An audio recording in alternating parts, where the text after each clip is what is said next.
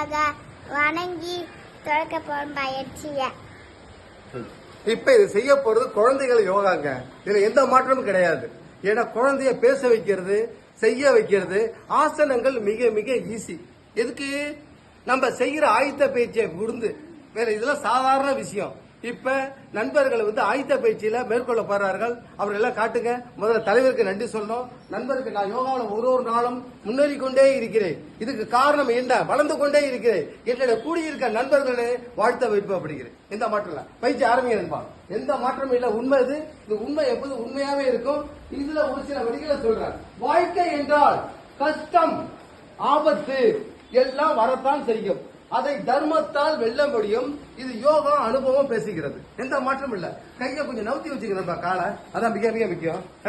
எச்சி வடியில வச்சுக்கணும். வச்சுக்கிட்டு செஞ்சீங்கன்னு வச்சுங்க. உடம்ப யார் ஒருத்தவங்க ஏற்கிறாங்களோ இயக்க இயக்க உடல் தானா இயங்கும். முதல் உங்க உடம்புக்கு நீங்க தான் டாக்டர்.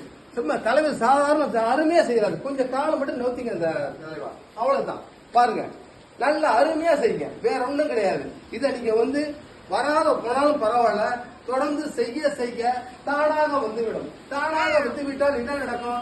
உடல் உறுப்புகள் செம்மையாக வேலை செய்ய வாய்ப்பு இருக்கு. அதான் உண்மை. இந்த இடத்துல உண்மை எப்போதும் உண்மையாவே இருக்கும். இதுல எந்த மாற்றமும் இல்லை. தொடர்ந்து நீங்க அனைவரும் யோகா டாவின் சார்பாக நல்ல வரவேற்பு கொடுத்து பெல் பட்டன் அமுக்கிட்டு இருக்கீங்க. உங்களுக்கு இந்த இடத்துல நன்றியை கூறுகிறேன். எந்த மாற்றமும் இல்லை. நல்ல வரவேற்கிறீங்க. என் நண்பர்கள் சந்தோஷம். வாழ்கே நலம், வளர்கே யோகா. நன்றி, வணக்கம். பெல் பட்டன் அமுக்க மறந்துடாதீங்க.